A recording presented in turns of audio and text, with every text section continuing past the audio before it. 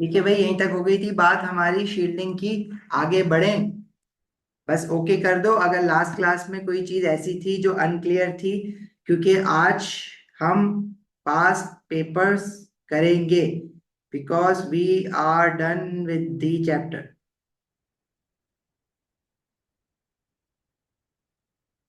नहीं, successive ionization energies और रह गया अभी। यस,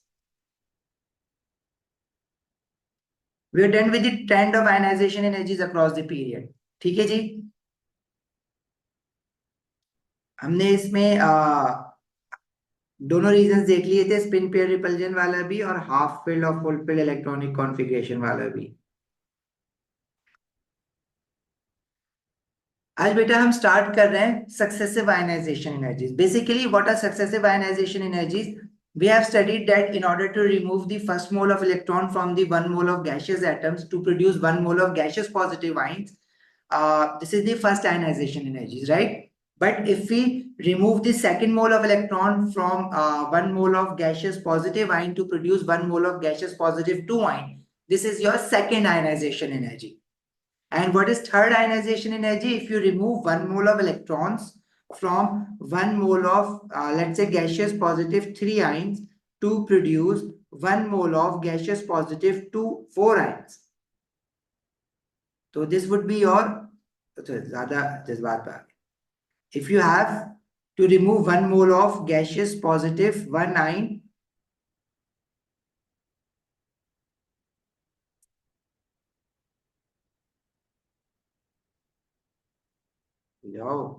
हाँ भाई,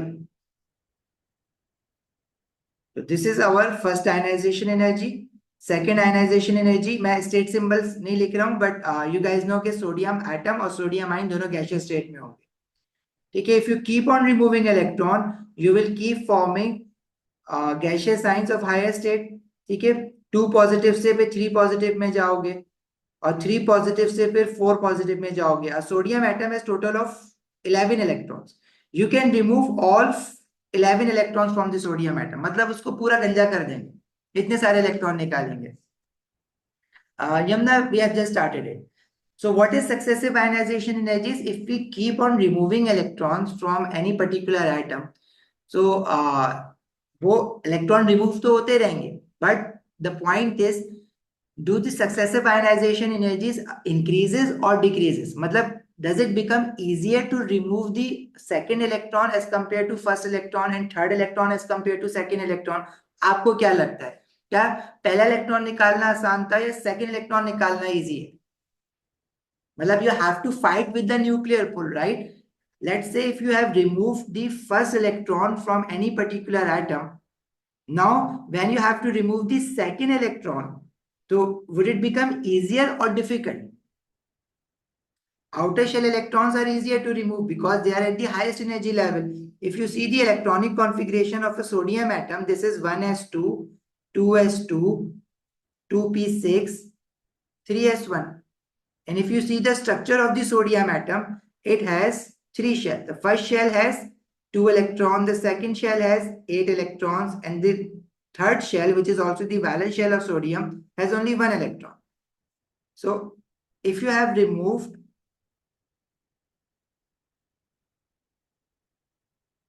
फर्स्ट इलेक्ट्रॉन ऑफ सोडियम, वो फर्स्ट इलेक्ट्रॉन आप निकालोगे आउटर मोस्ट शेल से। ठीक है, ये वाले इलेक्ट्रॉन की बात कर रहे हैं। जब ये इलेक्ट्रॉन रिमूव कर दोगे, now the sodium atom will be left with 2 shells. The second electron that you need to remove from the sodium atom will be from the inner shell. मतलब ये फर्स्ट इलेक्ट्रॉन निकाला है आपने। Now when you are going to remove the second electron from the sodium atom, the second electron is in the second shell or the inner shell. So what do you think? Is it easier to remove the second electron as compared to the first electron? No, beta. It is difficult to remove the second electron. Why? Because first of all, it is more closer to the nucleus. Secondly, it is experiencing lesser shielding because the electron of the valence shell was experiencing shielding effect from the electrons of the first 2 shells. Right? Now the electron of the second shell is experiencing shielding effect from the electrons of the first shell only. So now it experiences lesser shielding. Shielding basically help करता है आपको electron निकालने में। तो हुआ क्या कि whenever we are going to remove the second electron, we will have to supply more energy. It means second ionization energy is greater than first ionization energy. Similarly, third ionization energy would be greater than the second ionization energy. देखो इस बात को समझना. Second ionization energy of sodium is greater than first ionization energy. Why? For two reasons. Because second electron to be removed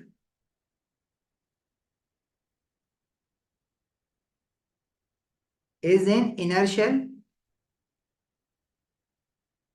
अगर ये inner shell में है तो it means it is more closer to the nucleus. If the electron is more closer to the nucleus, it means it is experiencing greater nuclear attraction. And secondly, it experiences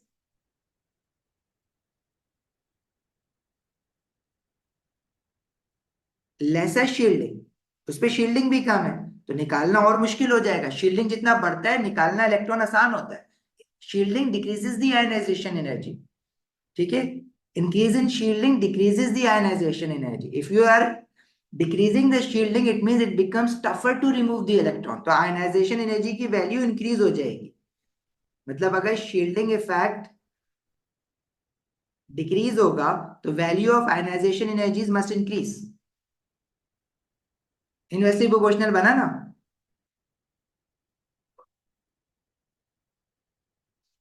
Right? ये बात समझ आती है? Now let's say if you have already removed first electron and second electron. अब आपने third electron निकालना है तो उसको जरा देख लेते हैं. तो third electron जब निकालने जाओगे तो क्या सिनेरियो है. देखो जब आप first electron और second electron निकाल चुके हो, now first shell तो खत्म हो चुका है ना, last shell. आपने इस second shell का एक electron और निकाल लिया है. अब आप निकालने जा रहे हो उसका third electron. तो उसके लिए आपको चाहिए होगी third ionization energy. What do you think? Third ionization energy क्या सेकेंड आयनाइजेशन एनर्जी से ज्यादा होगी, कम होगी या इक्वल होगी? Greater.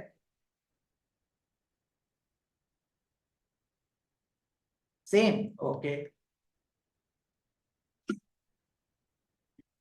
Will be more greater. अगर मैं शील्डिंग इफेक्ट की बात करूं, what about shielding? Is third electron to be removed, या क्वेश्चन नहीं बनाते स्टेटमेंट बना देते हैं. Third electron to be removed experiences same shielding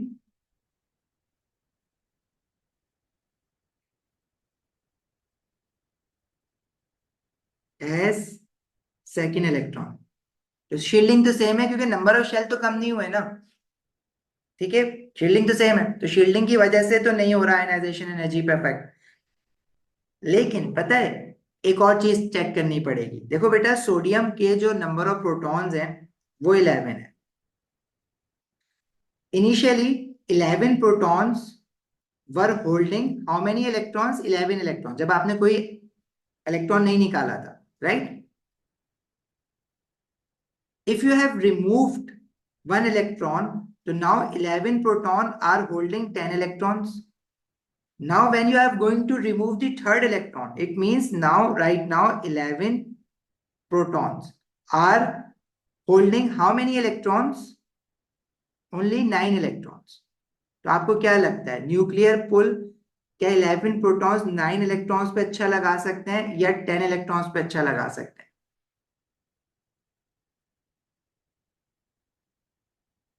Obviously, nuclear attraction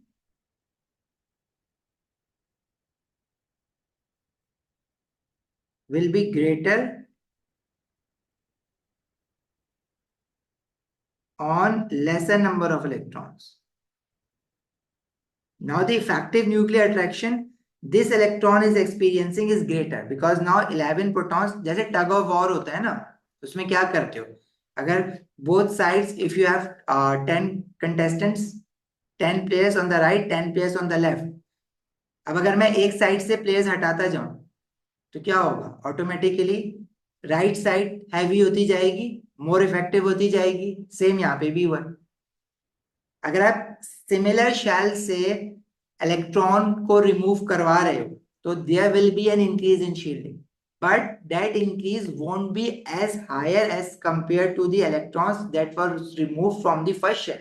मतलब third ionization energy would be greater than second ionization energy, लेकिन जो increase first और सेकंड के बीच में होगा ना सोडियम में, फर्स्ट और सेकंड के बीच में there would be a very massive increase, big jump होगा। लेकिन सेकंड और थर्ड आयनाइजेशन एनर्जीज के बीच में बड़ा जंप नहीं होगा। जंप तो होगा, मतलब इंक्रीज तो होगी third ionization energy, third ionization energy would be greater than second ionization energy. मैं उल्टा लिख दिया हूं, second ionization energy would be greater than first ionization energy, but it would be much higher than first ionization energy because the second electron to be removed is in the inner shell, which is more closer to the nucleus, and it was experiencing a greater shielding effect. Secondly, अगर आप third electron निकालने जाओगे तो उसकी ionization energy second से बड़ी होगी, लेकिन उसमें इतना बड़ा डिफरेंस नहीं होगा क्योंकि सेम शेल से रिमूव करवा रहे हो ना, as electrons are remove from the same shell. इस बात को मैं लिख दूं, पहले बताओ समझ आ गई है, कोई कंफ्यूजन है किसी को इसमें?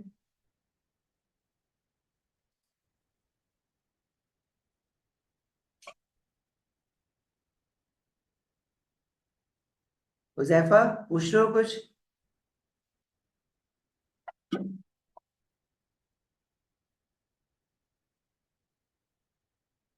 हाँ देखो हुजैफा, अगर रिपल्जन की बात हम कर रहे हैं ना तो फिर हमें ऑर्बिटल्स लेवल पे जाके देखना पड़ेगा। कैसे भाई? हुजैफा इज सेइंग कि अगर हम सोडियम का बिल्कुल आउटर मोस्ट इलेक्ट्रॉन निकाल लें, तो सोडियम का आउटर मोस्ट इलेक्ट्रॉन जो है वो 3s में, 3s के इलेक्ट्रॉन जो शील्डिंग एक्सपीरियंस कर रहा है वो it is experiencing shielding from the electrons of the two principal quantum shell, one first and second. ठीक है, लेकिन जब आपने सोडियम का वन इलेक्ट्रॉन निकाल दिया, it's electronic configuration now is 1s2 2s2 2p6। अब आप 2p6 के इलेक्ट्रॉन्स में से एक इलेक्ट्रॉन निकालोगे, और कौन से इलेक्ट्रॉन निकालोगे? जो सबसे एंड में फिल होता है, मतलब 2px 2py 2pz। तो जब ये फिल्ड हुआ हुआ होगा ऑलरेडी, तो जो आप सेकंड इलेक्ट्रॉन सोडियम एटम का निकालने जा रहे हैं वो कहां से निकालेंगे? 2pz से इलेक्ट्रॉन निकालेंगे, राइट? तो this is your second ionization energy. क्या ये ऑर्बिटल में दो इलेक्ट्रॉन्स हैं तो एक दूसरे को रिपेल कर रहे होंगे? ऑब्वियसली कर रहे होंगे। और जब आप सोडियम का सेकंड इलेक्ट्रॉन निकाल देंगे, तो जब आप थर्ड इलेक्ट्रॉन निकालने जा रहे होंगे तो वो भी आप 2p से ही निकालेंगे ना, बट वो कौन सा इलेक्ट्रॉन होगा हुजैफा? क्या वो इलेक्ट्रॉन अनपेयर्ड इलेक्ट्रॉन निकलेगा? वो तो हम शेल में देख रहे हैं तो आपको लग रहा है कि वो अनपेयर्ड हो गया, उनके बीच में रिपल्जन खत्म हो गई है।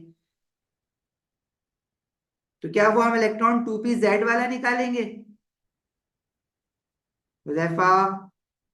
हम 2py वाला इलेक्ट्रॉन निकालेंगे बेटा, क्योंकि इलेक्ट्रॉन पहले फिल होता है वो बाद में रिमूव, वो सबसे पहले रिमूव भी होता, मतलब जो बाद में फिल होता है वो पहले रिमूव होता है ना।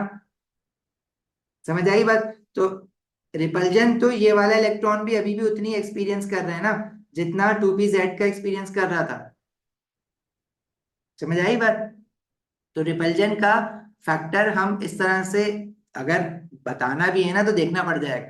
तो हम जनरल बात करेंगे इसमें, हम बहुत ज्यादा डिटेल में जाके बात नहीं करते इसमें। सही। अब आई डोंट नो कि बाकी लोगों को ये क्वेश्चन समझ आया या नहीं आया, लेकिन it was a good question. No, Ahmed, when we start removing the electrons, we remove the electron that is filled in the last. देखो, when we remove electrons from same subshell, the electron filled in last are first to remove.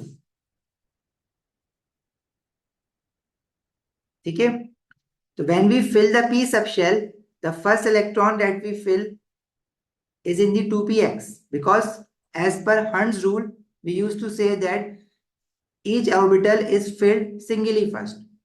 ठीक है, so first we fill this electron, then second this, third this. Now fourth electron will be again in 2px, फिर हमने fifth electron डाला यहाँ पे, फिर six electron डाला यहाँ पे. So the electron that is filled in the last is first to be removed. So first we will remove the sixth electron. The second electron that we're going to remove would be the fifth electron from the 2py. And then we will going to remove this electron from 2px. And once you have removed all these electrons, then the fourth electron that you're going to remove is from again 2pz, which is the third electron.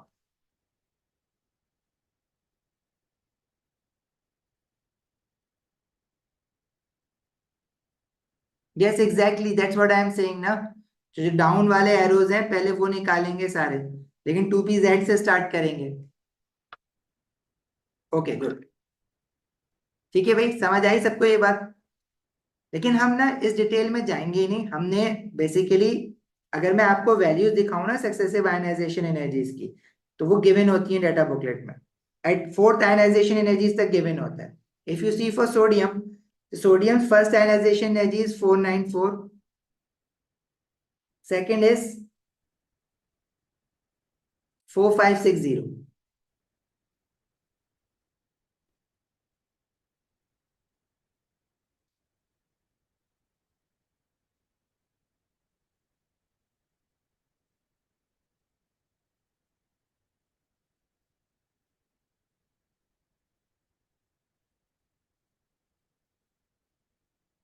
So this is the first ionization energy of sodium, second, third and fourth. If you see, first and second ionization energy has a big jump.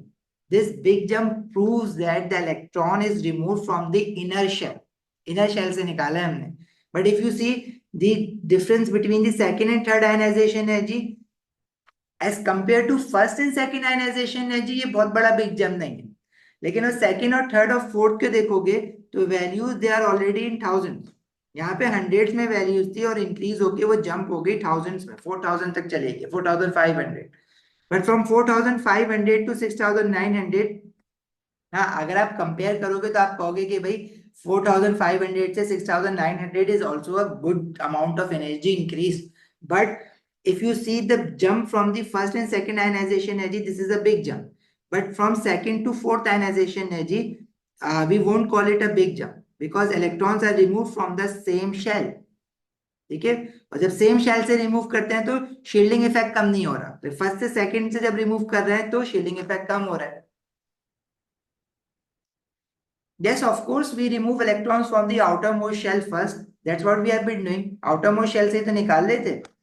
पहले third principal quantum shell से निकाला 3s का, फिर हम 2p पे गए, और 2p में भी देखो हमारे पास we have 3 ऑर्बिटल्स ना, तो उसमें भी जो लास्ट में फिल होता है वो पहले निकालते हैं. तो 2p के बाद फिर हम 2s से निकालेंगे. मतलब शेल में भी सब शेल्स है ना, तो उन सब शेल्स में भी एनर्जी डिफरेंस है. अब 2p is at a high energy level than 2s, तो पहले हम 2p से निकालेंगे फिर 2s में जाएंगे. समझ आई बात? अच्छा, अब एक बात बताओ, मेरा आप लोगों से एक सवाल है. यू गाइस नो कि we cannot see an atom, but still we know how many electrons must be there in any shell of that atom. हमें कैसे पता होता है कि सोडियम के वैलेंस शेल में 1 इलेक्ट्रॉन है, फर्स्ट शेल में 2 इलेक्ट्रॉन है, सेकंड शेल में 8 इलेक्ट्रॉन्स है? हमें कैसे पता? हमें आयनाइजेशन एनर्जी से तो पता चला. पता है, जब मैं किसी भी एटम की सक्सेसिव आयनाइजेशन एनर्जीज को देखता हूँ ना, सक्सेसिव का मतलब समझते हो, one after the other.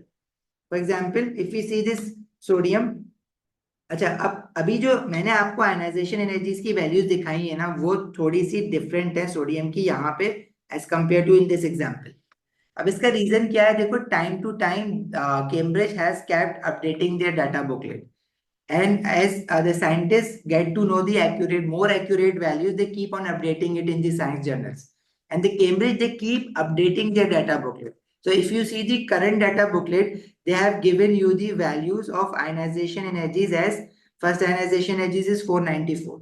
But in the example that we are using is from the past paper, and they have given you the value as 500 and not 494. So इसमें परेशान नहीं होना. You may find some variation in the values of ionization energies, but that variation won't be that big. but छोटा छोटा variation होगा. So you do not have to worry about it. You are not supposed to learn these values. You just have to compare these values. So in this particular example, if you see, the first ionization energy of sodium is 500, the second ionization energy is 4600. If you see the ionization energies from second ionization energy up till ninth ionization energy, ninth ionization energy का क्या मतलब है? जो first electron निकाला है उसके बाद second, third, 4, 5, 6, 7, 8, 9. So the further 8 electrons that were removed from sodium was from the same shell. And how actually we got to know that? Because after 9th ionization energy, again from 9th to 10th ionization energy, again there is a big jump. देखो सारी value second से 9 तक increase तो हो रहा है, but वो increase कैसा हो रहा है? 4000 से 6000 हुआ, 9000, 13000, 16000, 20000, 25000, 28000. ठीक है, हम नहीं कह सकते कि ये बिग जंप है या नहीं, until or unless I got to know about the 10th ionization energy. But 28000 से the value has shoot up to the lakhs, 1,41,000 हो गया है. So it means again there is a big jump. So if there is a big jump in between 9th and 10th ionization energy, this shows that the electron that has removed is from the inner shell. मतलब आप second shell भी पूरा empty हो गया है, अब जो आप इलेक्ट्रॉन निकालने जा रहे हो वो फर्दर इनर शेल में है, which must experiences greatest nuclear pull. क्योंकि अब ये न्यूक्लियस सोडियम का फर्स्ट इलेक्ट्रॉन है जिस शेल के इलेक्ट्रॉन्स पे कोई शील्डिंग नहीं है और वो न्यूक्लियस के सबसे क्लोजर है, तो वो न्यूक्लियर अट्रैक्शन सबसे ज्यादा है उनपे, तो उनको निकालने के लिए सबसे ज्यादा एनर्जी चाहिए.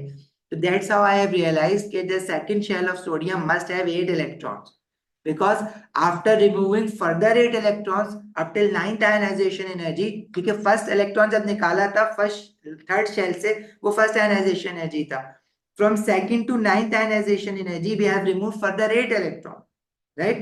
Second से third 9th ionization energy तक मतलब आपने 8 more electrons are removed.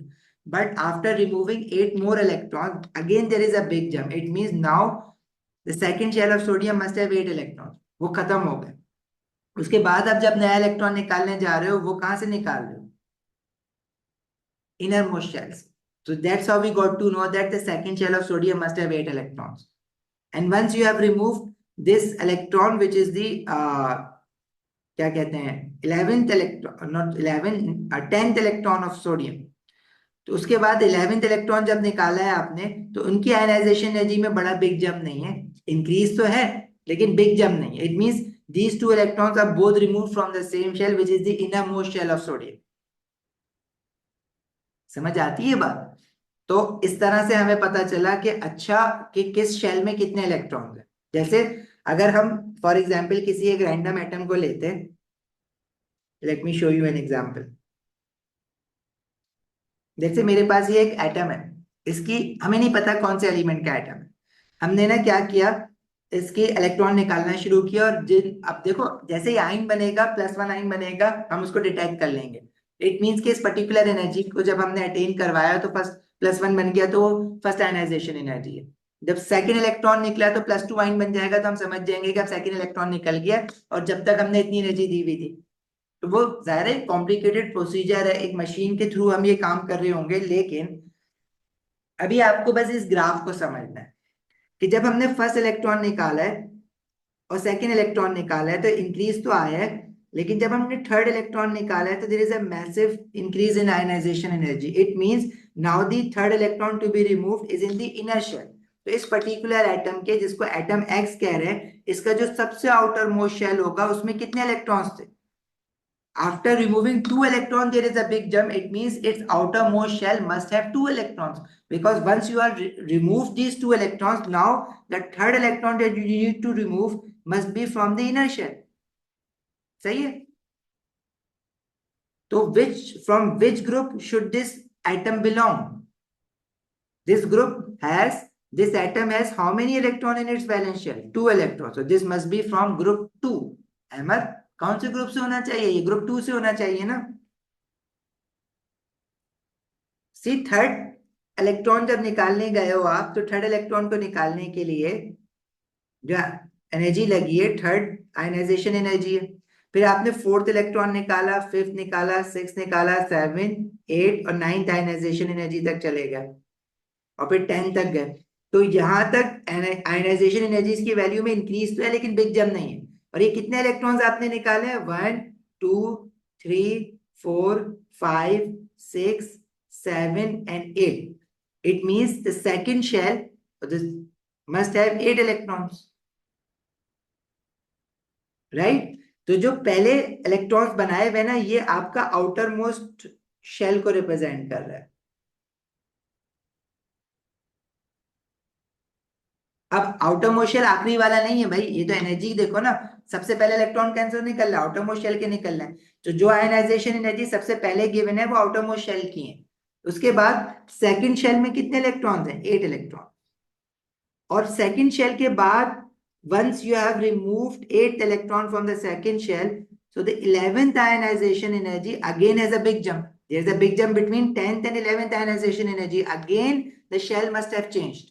It means after removing 8 electron, उस shell के सारे electron निकल गए. Now the electron that you need to remove must be in the inner shell, जो कि first shell हो गया उसका. और उसके फर्स्ट शेल में अब कितने इलेक्ट्रॉन हो सकते हैं? अब ये जरूरी नहीं है कि फर्स्ट शेल हो. क्यों? क्योंकि क्या पता है ये ग्राफ आगे और भी तो होगा. उसने तो हमें से पार्ट ऑफ ग्राफ दिया हुआ है. मतलब क्या पता है इस एटम के पास टोटल नंबर ऑफ शेल 4 हो. अब आप ये कह सकते हो, अगर ये मैं ये क्यों कह रहा हूँ कि ये फर्स्ट शेल नहीं है? इसलिए कह रहा हूँ कि किसी भी आइटम के फर्स्ट शेल में 2 इलेक्ट्रॉन्स होते हैं, 3 तो नहीं हो सकते ना. तो इट मीन्स कि उसने जो ग्राफ दिया हुआ है हमें वो कंप्लीट नहीं दिया हुआ, बस यहाँ तक दिया हुआ. लेकिन इस ग्राफ को देख के मैं ये तो डिसाइड कर सकता हूँ ना कि इसके वैलेंस शेल में या आउटर मोस्ट शेल में कितने इलेक्ट्रॉन्स थे? 2 इलेक्ट्रॉन्स थे. So this atom must be from group 2. We cannot decide about the periods. Why? Because in the last period supposedly उसमें 3 इलेक्ट्रॉन है. तो किसी भी एटम के इनर मोस्ट शेल में 3 इलेक्ट्रॉन्स नहीं होते ना. It starts from 2. 1s में 2 ही इलेक्ट्रॉन आ सकते हैं ना, 2 से ज्यादा तो नहीं आ सकते. तो इट मीन्स कि जो ग्राफ है वो इनकम्प्लीट है. तो we can not decide about the period of this particular atom. Just by seeing this graph हम पीरियड नंबर डिसाइड नहीं कर सकते, ग्रुप नंबर डिसाइड कर सकते हैं. बात समझ आती है ये वाली, अहमद एंड एवरीवन एल्स?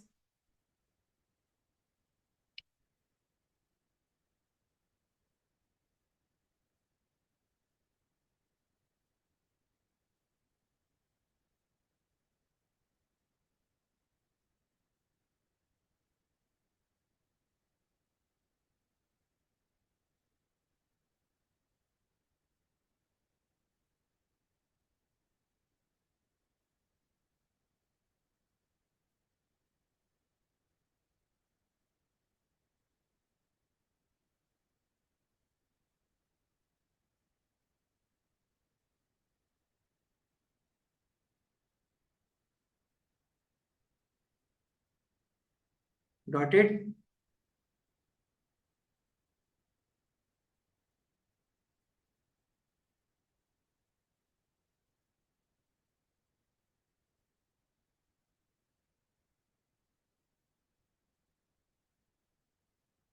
आगे बढ़े. अहमद देखो बेटा, ये जो ग्राफ है ना, मैं ये क्यों कह रहा हूँ कि ये इनकम्प्लीट है? जो उसका थर्ड शेल, जब हम इनर मोस्ट शेल तक पहुंच रहे हैं ना, ये जो हमने शेल नंबर लिखे हुए हैं ये फिर हमने गलत लिख दिए. अब अगर मैं कह रहा हूँ कि ये वाला जो, अगर ये फर्स्ट शेल होता, मतलब इनर मोस्ट शेल होता, तो क्या इसमें मोर देन 2 इलेक्ट्रॉन्स आ सकते थे? किसी भी एटम के फर्स्ट शेल में कितने इलेक्ट्रॉन होते हैं? सिर्फ 2 इलेक्ट्रॉन्स. अब अगर इसमें 3 इलेक्ट्रॉन दिए हुए हैं तो इट मीन्स कि ये इनर मोस्ट शेल नहीं है. इसके बाद भी आगे बढ़ेगा ग्राफ. उन्होंने दिया हुआ नहीं है कंप्लीट, बिकॉज उनका पर्पस सिर्फ ये था कि we just have to find the outer most shell electrons. और आउटर मोस्ट शेल इलेक्ट्रॉन की आयनाइजेशन एनर्जी कौन सी है? जो बिल्कुल इनिशियल में आ रहा है. ठीक उल्टा चलेगा, क्योंकि पहले इलेक्ट्रॉन आप आउटर मोस्ट शेल से निकालोगे ना। समझ आई अब आपको बात?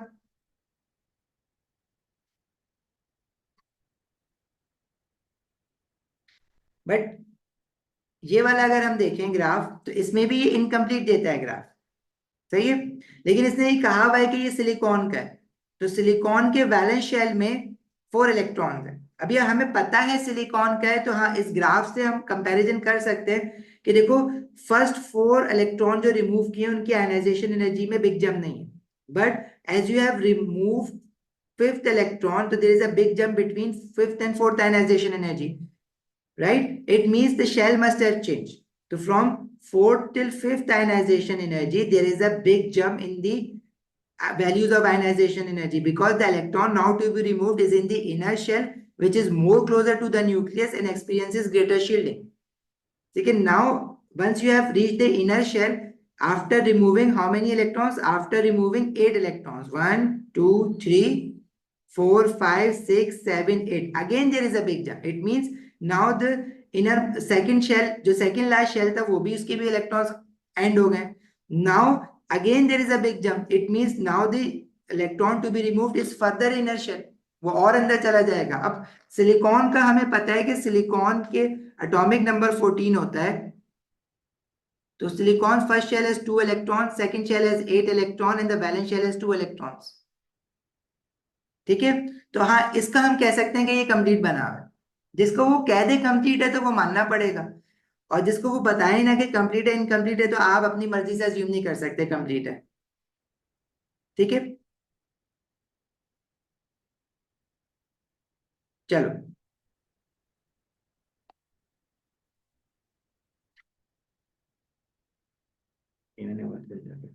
आई think how about if we move directly to past papers.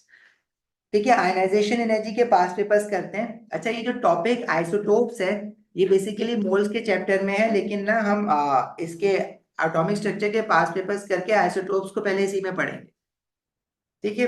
उसके बाद वी विल डिसाइड कि हमें केमिकल बॉन्डिंग स्टार्ट करना है या मोल स्टार्ट करना है. Usually I prefer to start chemical bonding, but most of the students because they do not remember chapter moles from their O level और IGCSE, तो they request करते हैं कि because they struggle while doing the laboratories, क्योंकि labs में moles जो है वो फर्स्ट क्वेश्चन से आना शुरू हो जाता है, टाइट्रेशन के क्वेश्चन से. तो आप लोगों ने मुझे बताना होगा, if you are struggling with moles, तो we will first study the chapter moles, then chemical bonding. लेकिन अगर आपको लगता है कि आपकी लैब स्टार्ट हो गई है और वो स्मूथली चल रही है, जो ओ लेवल मोल्स की नॉलेज है उसके बिहाफ पे आपको रिवीजन की जरूरत नहीं है, तो फिर हम केमिकल बॉन्डिंग पहले स्टार्ट कर लेंगे. बट अभी तो हम लोग एटॉमिक स्ट्रक्चर के पास पेपर्स तो करें, फिर देखते हैं केमिकल बॉन्डिंग.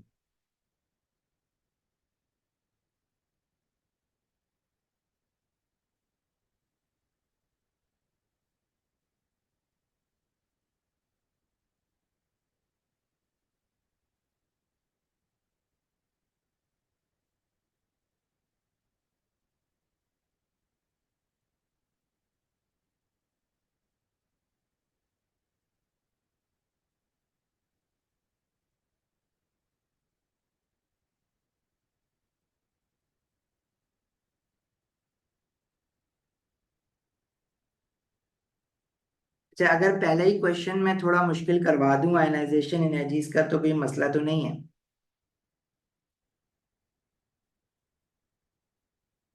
क्योंकि ये वाला क्वेश्चन ना अपने आप में ठीक ठाक मुश्किल क्वेश्चन है.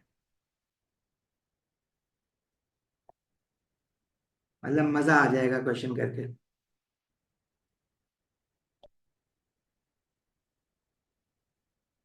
जितना भी दिमाग है ना इधर ही लगा दो बस. अगर मोबाइल मोबाइल यूज कर रहे हो, साथ रखा हुआ है, तो दूर कर दो. मोबाइल पे ले रहे हो क्लास, तो मेक श्योर कि किसी किस्म की डिस्ट्रैक्शन ना हो.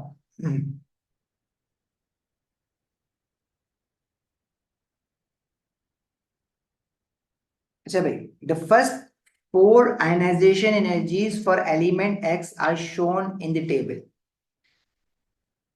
Which ion of X is produced by removing an electron from a filled shell?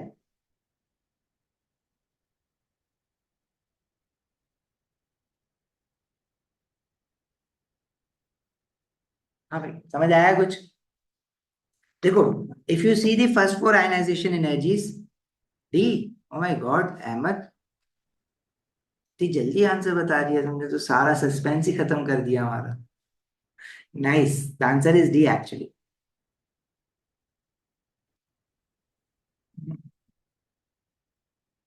अरे वाह Hasan, you guys have already done this question?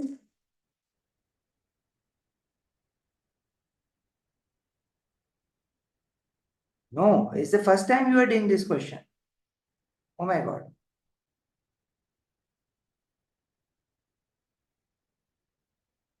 Nice, मतलब कॉन्सेप्ट बड़ा अच्छा जाके बैठा है दिमाग में यार। Really it was easy, seriously. अच्छे को तो समझ ही नहीं आता ये एंड तक। अच्छा भाई सुन लो, जिनको नहीं आया है, अच्छा आप लोग पहले मुझे ये बताएं कि बिग जंप कौन सी दो आयनाइजेशन एनर्जीज के बीच में है? फर्स्ट सेकंड, सेकंड थर्ड और थर्ड फोर्थ। फर्स्ट से सेकंड में 577 से 1980 हुआ है। मतलब कंपैरेटिवली देखना होता है बिग जंप। बिग जंप आपको कंपैरेटिवली देखना है। आप कैलकुलेटर लेके अगर डिफरेंस लोगे ना कहीं आपको वैल्यूज कॉमन दिख रही होंगी, ठीक है? कंपैरेटिवली 2900 से वैल्यू एकदम 6000 पे गई है, so the big jump is in between third and fourth ionization energies. आसान, the big jump is in between third and fourth ionization energies। सही है, एक्सीडेंटल करेक्ट आंसर। अच्छा, third and fourth, good good, okay. अब देखो, it means the outer most shell must have how many electrons? 3 electrons। once you have removed the 3 electrons from the outermost shell, तो क्या वो outermost shell completely filled माना जाएगा? देखो, filled shell का क्या मतलब है? filled shell means completely filled। whenever they write filled shell और filled subshell, मतलब वो किसी भी शेल की मैक्सिमम कैपेसिटी पे जो इलेक्ट्रॉन आ सकते हैं ना, उसको हम कहेंगे फिल्ड शेल। कंप्लीटली फिल्ड होगा, या फिर वो कंप्लीटली फिल्ड शेल भी हो सकता है और वो कंप्लीटली फिल्ड सब शेल भी हो सकता है। मतलब after removing 3 electron, the fourth electron that you are now going to remove will be from the inner shell। And inner shell must be a filled shell, क्योंकि वो फिल हुआ है तभी तो उसके आगे वाला शेल में इलेक्ट्रॉन आया है, राइट? इनर शेल फिल हो चुका हुआ है तभी तो आउटर मोस्ट शेल फिल होना शुरू हुआ था, अदरवाइज वो कभी फिल होता ही नहीं। तो it means after removing third electron, if you have decided that the fourth electron to be removed is from the inner shell, it means that inner shell must have been completely filled। So the fourth electron that you are now going to remove means ये हमारा कौन सा shell होना चाहिए? Field shell होना चाहिए। तो he was asking which ion is produced by removing an electron from the filled shell। तो जो फोर्थ इलेक्ट्रॉन आप निकालने जा रहे हो वो फिल्ड शेल से निकालने जा रहे हो। तो आफ्टर रिमूविंग फोर्थ इलेक्ट्रॉन जो आपके पास आयन का चार्ज आएगा वो क्या आएगा? +4। So the +4 ion is produced when you have removed an electron from a filled shell। क्योंकि जब आप फर्स्ट शेल से इलेक्ट्रॉन निकाल लेते वो इलेक्ट्रॉन फील्ड नहीं था, क्योंकि कोई भी शेल सिर्फ 3 इलेक्ट्रॉन के साथ फील्ड नहीं कहलाता, वो कंप्लीटली फील्ड नहीं होता। अगर वो फर्स्ट शेल होता तो 2 इलेक्ट्रॉन्स के साथ फील्ड हो जाता, अगर वो सेकंड शेल होता तो वो फील्ड कहलाता 8 इलेक्ट्रॉन्स के साथ, ठीक है? अगर वो थर्ड शेल होता तो वो फील्ड कहलाता विद 18 इलेक्ट्रॉन्स, क्योंकि उनकी मैक्सिमम कैपेसिटी पे इलेक्ट्रॉन्स होने चाहिए अगर उनको हम फील्ड शेल कह रहे हैं। अब हमें कैसे पता कि जो सेकंड लास्ट शेल है वो फील्ड शेल है? क्योंकि भाई जब आप आगे वाले थर्ड शेल पे या फाइनल शेल पे गए हो तो तभी गए होंगे ना जब इसके अंदर वाला शेल कंप्लीटली फिल किया होगा, वरना तो पहुंचोगे नहीं उसके आगे वाले शेल पे। इसका मतलब है कि जब आपने बैलेंस शेल खत्म कर दिया, now the next electron that you are going to remove should be from the filled shell. और वो जो इलेक्ट्रॉन की नंबर है वो कौन सा है? फोर्थ नंबर है। तो जब फोर्थ नंबर का इलेक्ट्रॉन आप निकाल दोगे तो उस एटम का जो चार्ज बनेगा वो क्या बनेगा? +4 बनेगा। और जब वो +4 बनेगा तो वो यही पूछ रहा था कि which ion is produced by removing an electron from the filled shell, so that ion must be must have a charge of positive 4, right? Why it can be C? Because X3 देखो वो question में ये पूछ रहा है कि which ion is produced by removing an electron from a filled shell. मतलब after you have removed an electron from the filled shell, फिर आयन का क्या चार्ज है वो पूछ रहा है. तो जब आप X3 पॉजिटिव आयन बना रहे हो तो X3 पॉजिटिव आयन पता है कब बनेगा? X3 पॉजिटिव आयन बन जाएगा जब आपने फर्स्ट इलेक्ट्रॉन निकाला, मतलब वैलेंस शेल से निकाला. तो क्या वो फिल्ड था? नहीं. जब आपने फर्स्ट इलेक्ट्रॉन निकाला है तो that was not remove from the filled shell. ठीक है, वो थर्ड शेल से निकाला है आपने, जो कि फिल्ड शेल नहीं है. तो इस पे एक्स प्लस, फर्स्ट इलेक्ट्रॉन निकाल के आप एक्स प्लस वन आयन बनाओगे.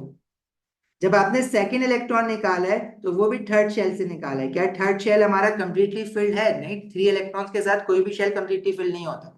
अगर वो फर्स्ट शेल होता तो हम मान लेते, लेकिन ये फर्स्ट शेल नहीं है ना. आपको पता है कि बिग जंप आया है तो ये फर्स्ट शेल तो नहीं है, इसके अंदर भी शेल्स हैं. तो थर्ड शेल, जब आपने सेकेंड इलेक्ट्रॉन निकाला है तो वो भी थर्ड शेल से निकाला है. तो सेकेंड इलेक्ट्रॉन निकालने के बाद जो चार्ज की वैल्यू बनेगी वो +2 बनेगी, right? Now when you are going to remove third electron तो that would be 2 from the third shell. तो उस पे जो चार्ज की वैल्यू बनेगी वो 3 पॉजिटिव बनेगी, राइट? तो जब X3 पॉजिटिव आयन चार्ज बना है तो वो आपने थर्ड शेल से निकाला है. तो third shell is not a filled shell. But when you are going to remove the fourth electron, that would be from the innermost shell. अब उसको मैं थर्ड शेल कह रहा हूँ, क्या पता वो थर्ड ना हो, कोई सिक्स या फिफ्थ शेल भी हो सकता है. Just to give you an example, इसको अगर मैं अभी कह दूं कि ये अब सेकंड शेल से निकला है तो सेकंड शेल ऑब्वियसली फिल्ड होगा. क्यों? क्योंकि वो फिल्ड हुआ था तभी तो थर्ड शेल पे गए थे, वरना जाते ही नहीं ना थर्ड शेल पे. कंप्लीटली फिल होता ही नहीं तो ये थर्ड शेल पे जाते क्यों आप? तो जब फोर्थ इलेक्ट्रॉन निकालोगे तो चार्ज की वैल्यू क्या बनेगी? तो इलेक्ट्रॉन निकालने के बाद क्या बने फील्ड शेल से, वो चार्ज का साइन पूछ रहा था, not before that, after that. ठीक है भाई, आगे बढ़े.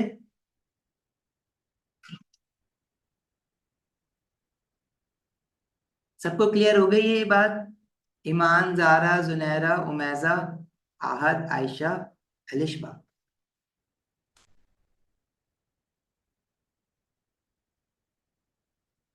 ओके.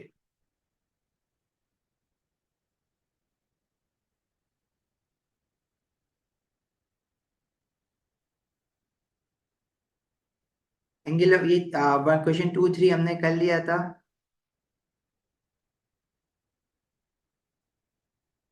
अच्छा, this is another question for the first ionization energy. ये सक्सेसिव का नहीं है, फर्स्ट आयनाइजेशन एनर्जी का क्वेश्चन है.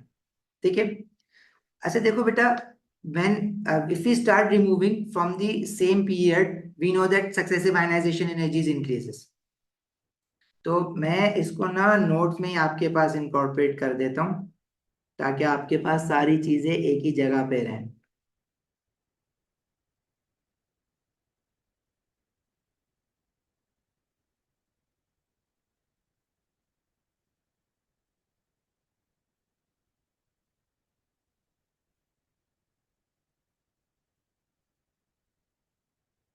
हमने एक ट्रेंड पढ़ा था, first ionization energies across the period, right? लेकिन हमने उस पीरियड में, हमने जब पीरियड एंड हुआ था तो हमने ट्रेंड भी एंड कर दिया था, राइट?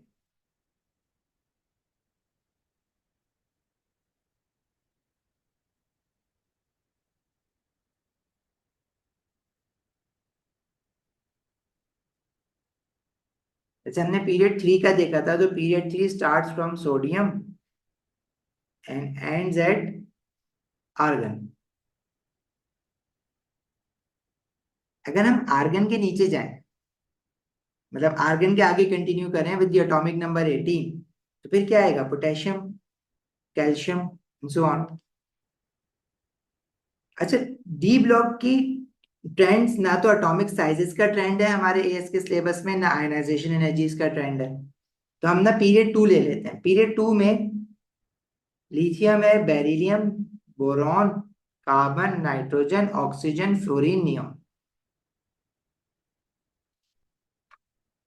अच्छा, अगर हमने देखो पीरियड 3 का ट्रेंड बनाया था So for successive ionization energies, मतलब sodium, magnesium and then aluminium has a lower first ionization energy than magnesium, उसको हमने डिस्कस भी कर लिया था ऐसा क्यों होता है। और sulphur has a lower first ionization energy than phosphorus, वो भी हमने डिस्कस कर लिया था, then chlorine and then argon.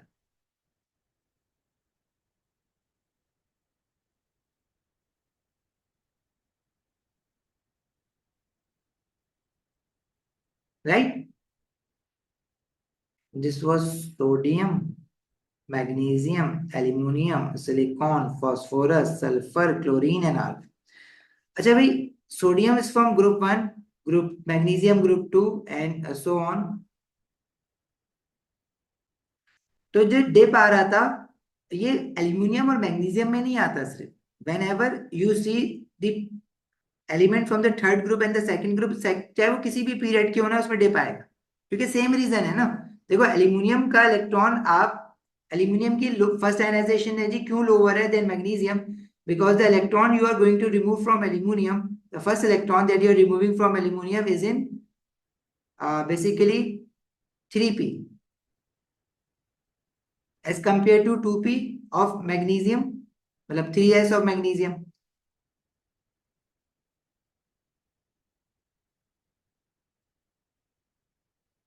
Right, aluminium का आप 3p से निकालते हो ना, तो उस पर शील्डिंग ज्यादा होती है, उस पर शील्डिंग होती है फ्रॉम दीज सब शेल्स जो कि क्वांटिटी में ज्यादा है as compare to the shielding that is being experienced by the 3s electron of magnesium.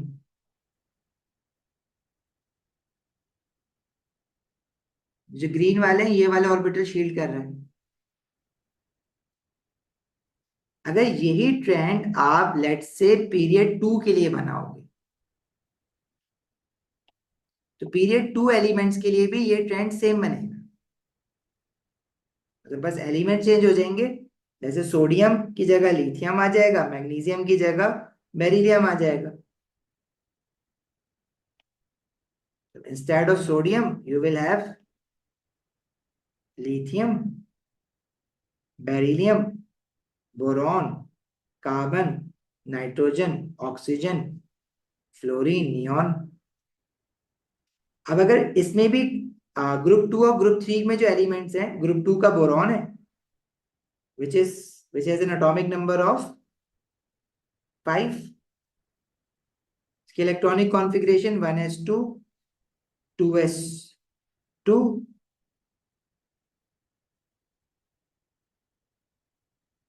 नहीं सॉरी बेरिलियम है, बोरॉन है 1s2 2s2 2p1।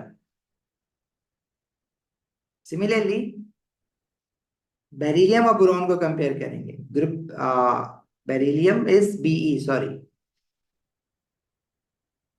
with atomic number 2, its electronic configuration is 1s2 and 2s2। तो same reason is valid for beryllium and boron, मतलब 2s of beryllium is experiencing shielding from 1s orbital electrons only, but 2p of boron is experiencing shielding from the greater number of orbitals or greater number of inner orbitals। ठीक है, तो shielding increase हो रही है from beryllium to boron. ठीक है, तो इसलिए there is a dip between beryllium and boron first ionization energy, and same reason applies to nitrogen and oxygen as that for sulphur and phosphorus, spin pair repulsion. क्योंकि जब आप sulphur की electronic configuration बनाओगे और phosphorus की देखोगे तो spin pair repulsion आएगी।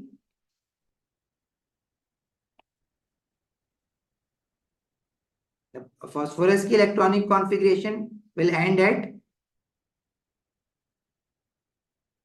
3p3 and sulfur की will end at 3p4।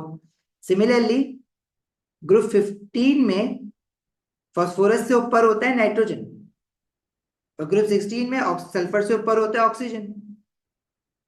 इनकी जब इलेक्ट्रॉनिक कॉन्फ़िगरेशन बनाओगे तो nitrogen electronic configuration will end at 2p3 and oxygen's electronic configuration will end at 2p4। तो again oxygen has a spin pair repulsion in 2p4 है ना, right. इसी तरह से 3p4 का भी वही है सिनेरियो। तो ये ट्रेंड जो है ना वो अक्रॉस द पीरियड सेम होगा, पीरियड 2 के लिए भी पीरियड 3 के लिए भी। इनफैक्ट पीरियड 3 में ना बीच जब हम पीरियड 4 की बात करते हैं तो बीच में डी ब्लॉक आ जाता है, इसलिए पीरियड 4 का ट्रेंड नहीं पड़ता।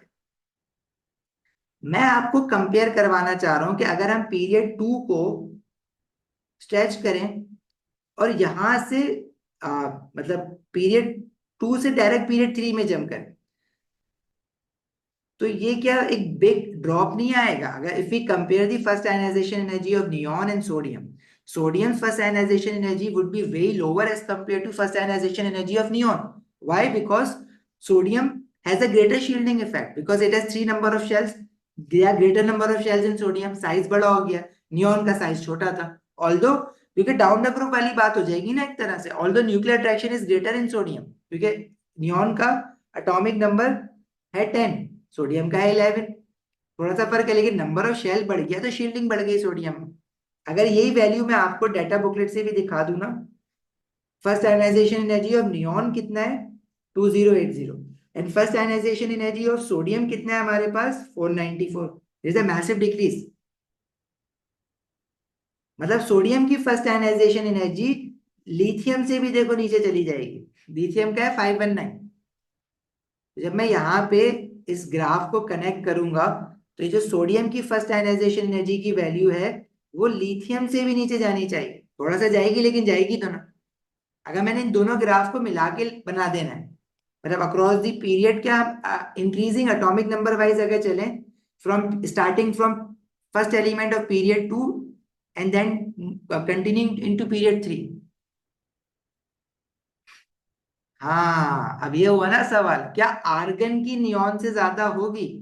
अब आप बताओ, आर्गन की नियॉन से ज्यादा होनी चाहिए या कम होनी चाहिए? Neon and argon is in the same group, argon is down the group than neon. Argon has a greater nuclear attraction due to greater number of protons, but the shielding effect in argon is greater. And down the group, we have already established that the values of first ionization energy decreases. ठीक है, तो neon's first ionization energy should be greater than argon. बेटा data booklets हैं आप लोगों के पास? अगर नहीं है तो मैं ये अपलोड करवा देता हूँ ये भी, आप चाहो तो यहाँ से वैल्यूज देख भी सकते हो। अच्छा, ये जो हम काम कर रहे हैं ना वैल्यूज देखने वाला, ये क्वेश्चन करते वक्त टाइम नहीं होगा आपके पास, अभी ये कॉन्सेप्ट बिल्डिंग हो रही है तो इसलिए हम कर रहे हैं इतना slow slow slow slow slow. मैं डाटा बुकलेट अपलोड कर देता हूँ और ग्रुप्स में भी भेज देता हूँ, keep this data booklet in your mobile phone and make sure to take a print out of it. नहीं बेटा, डाटा बुकलेट आपको अब गिवन नहीं होगी, अब जो भी डाटा रिक्वायर्ड है ना वो डाटा क्वेश्चन के साथ लिखा हुआ होगा। तो हम ये कंपैरिजन के लिए यूज कर सकते हैं, स्टडी पर्पस के लिए। देखो, नियॉन की first ionization energy is 2080, what about argon first ionization energy 1520, smaller than neon. तो अगर हम इन ग्राफ्स को कंबाइन करेंगे तो ये लेट से थी हमारे पास किसकी, lithium, sodium, sorry not sodium, lithium, beryllium, boron, then we have carbon, then we have nitrogen, and then we have oxygen, oxygen के बाद we have fluorine and then neon।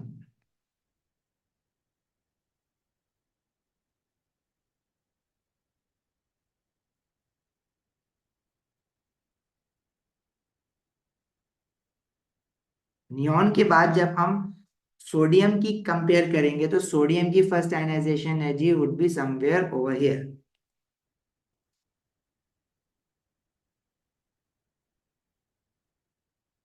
So this will be a massive decrease in first ionization energy between neon and sodium। ये successive नहीं है, अब आप confuse करोगे successive में और across the periods trend of ionization energy को।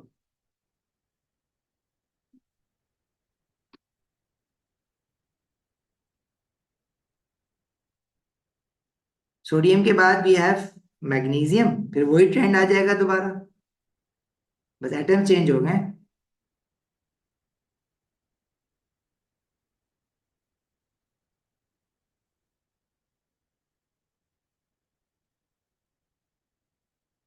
This goes up till argon.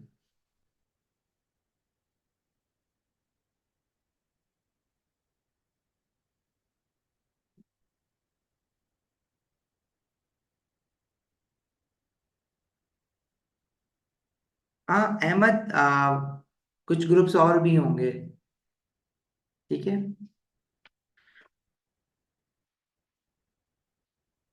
अच्छा जी, गॉट माय पॉइंट। अब सक्सेसिव आयनाइजेशन एनर्जीज के ट्रेंड बेटा बिल्कुल अलग है। सक्सेसिव आयनाइजेशन एनर्जीज के ग्राफ जो बनते हैं ना, वो यूं करके बनते हैं, वो अलग है। ये सक्सेसिव नहीं है, ये सारी फर्स्ट आयनाइजेशन एनर्जीज है। अक्रॉस दी पीरियड नहीं, अक्रॉस दी पीरियड्स। जब एक पीरियड खत्म हुआ दूसरा स्टार्ट हो गया। अब इसमें आप कंफ्यूजन होगी आपको, आप गलतियां करोगे, गलतियां कर करके सीखोगे। ये कंफ्यूजन मैं अभी आपको जितना भी बता दूं, आपको ये बात याद नहीं रहेगी। क्वेश्चन करते वक्त जब आप रियलाइज करोगे तो आपको याद आएगी। The relative first ionization energies of four elements with consecutive atomic number. Now they are comparing one element's first ionization energy with the other element's first ionization energy. ये सक्सेसिव नहीं है कि एक ही एटम में से इलेक्ट्रॉन निकाले जा रहे हो, निकाले जा रहे हो, निकाले जा रहे हो वाला केस नहीं है। इसमें one atom, then the second atom of that period, the third atom of that period. This is not the case for successive ionization energies, because we have just studied successive ionization energies. तो उसके बाद फिर हमने ये trend पढ़े across the periods, तो आप शायद कंफ्यूज हो जाओ, ये सक्सेसिव तो नहीं है। और अगर नहीं भी हुए तो थोड़े दिन बाद चल के इस चैप्टर को जब दोबारा पढ़ने बैठोगे तो हो जाओगे। ठीक है, सालों से पढ़ा रहे हैं, सालों से बच्चे की ये कंफ्यूजन होती है, क्योंकि मिलती जुलती है ना, तो इट विल टेक टाइम। ठीक है, तो अभी तो मैं बता रहा हूँ कि ये सक्सेसिव आयनाइजेशन एनर्जीज का लेना देना नहीं है। This is a consecutive atomic number, मतलब अक्रॉस दी पीरियड बात चल रही है ये वाली। This is across the period. अब मुझे एक बात बताओ, ये जो बी से सी में डिक्रीज आया है, यहाँ पे पीरियड चेंज हुआ है। इतना बड़ा डिप जो आता है वो पीरियड चेंज में आता है। अदरवाइज छोटा सा डिप आता है, ग्रुप 2 और ग्रुप 13 के बीच में आता है, ग्रुप 15 और ग्रुप 16 के बीच में आता है। लेकिन ये जो एकदम से इतना बड़ा डिप आ जाता है ना, ये हमेशा आता है हमारा ग्रुप 2 और ग्रुप 3 नहीं, ग्रुप 13 कहना चाहिए इसको। ग्रुप 15 और ग्रुप 16 के बीच में डिप आता है। It means element B must be from group 18। Period change होगा तो आप ग्रुप 18 तक जाओगे ना, तब जाके पीरियड चेंज होगा। अगर मैं यहाँ से लिथियम से स्टार्ट कर रहा था तो मैं नियॉन तक जाऊंगा ग्रुप 18 तक, और फिर जब मैं वापस सोडियम पे आऊंगा तो ग्रुप 1 पे आ जाऊंगा। तो जिस एकदम फर्स्ट आयनाइजेशन एनर्जीज में डिक्रीज आया है, तो इट मींस जो एलिमेंट सी है it must be from group 1, and element B must be from group 18। Element B से पहले वाला एलिमेंट, एलिमेंट ए कौन से ग्रुप से होगा? ग्रुप 17 से। और एलिमेंट डी कौन से ग्रुप से होगा? ग्रुप 2 से। क्वेश्चन क्या था? क्वेश्चन था कि one of the elements react with hydrogen to form a covalent compound. अब कोवलेंट बॉन्ड्स कौन, अभी बॉन्डिंग नहीं पढ़ा लेकिन ग्रेड 11 में तो पढ़ा हुआ है ना। कोवलेंट बॉन्ड कौन से मॉलिक्यूल बनाते हैं बेटा? Non metals. नॉन मेटल कहाँ से स्टार्ट होते हैं? Group 14, group 15, group 16, group 17। ठीक है, वन और थ्री तो मेटल्स है ना, वो तो कोवलेंट बॉन्ड करेगा नहीं। ग्रुप 18 के element do not undergo bonding because they are already stable. It means this must be group 17। Fluorine, chlorine, bromine, iodine, halogen. Halogen जी तो ऐसे बॉन्ड बनाते हैं ना, hydrogen chloride, hydrogen fluoride, hydrogen bromide. तो HX लिखा हुआ था इन्होंने। The right answer is option ए।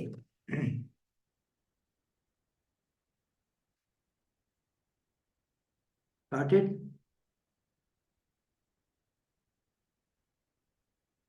ठीक है भाई, I think you guys deserve some homework now. Homework पता है क्या है? होमवर्क इस फाइल में आपके पास now all of this question is your homework. ठीक है, तकरीबन सब पढ़ लिया है। क्या पता कोई आइसोटोप का क्वेश्चन इसमें हो, लेकिन आइसोटोप का अबंडेंस वाला क्वेश्चन नहीं है। कहीं फंसोगे ना तो मुझसे पूछ लेना, मैं बता दूंगा। ठीक है, मतलब क्या प्रॉब्लम है कि ये क्वेश्चन अभी करना है या नहीं करना है, लेकिन most of the question you have to do now. Obviously अभी हमने सक्सेसिव आयनाइजेशन है जिसके क्वेश्चन इतने ज्यादा डिटेल में नहीं करे हैं, वो हम नेक्स्ट क्लास में करेंगे। लेकिन मेक श्योर कि यू डू दिस होमवर्क। अब ये होमवर्क अगर आप नेक्स्ट वीक तक करते हो, ट्यूसडे को हम लोग क्वेरीज डिस्कस कर लेंगे, और Thursday onward we will start a new chapter. But इस ड्यूरेशन में आपका एक टेस्ट भी होगा ना, जैसे ही आप ये कंप्लीट कर लोगे, क्योंकि मैं कुछ क्वेश्चंस और करवाऊंगा पेपर 1 के एंड पेपर 2 के। तो बाकी आप स्टार्ट तो कर दो क्वेश्चन करना। सेकेंडली,